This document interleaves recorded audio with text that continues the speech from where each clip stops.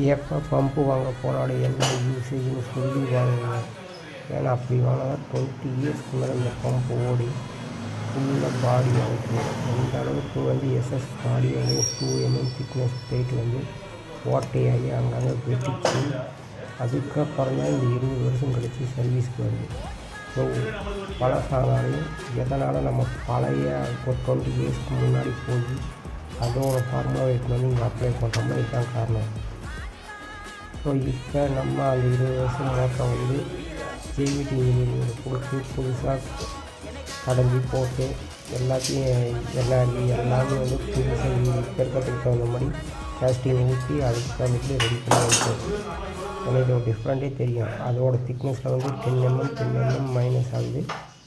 இப்போ இருக்கிறதுக்கு அப்போ இருக்கிறதுக்கு குவாலிட்டி எதாவது பெஸ்ட்டு. நம்ம அந்த காலத்துலேயே பண்ணுறோம். அதனால தான் நம்ம பிளாஸ்டிக்கில் தான் கிடைக்குமா?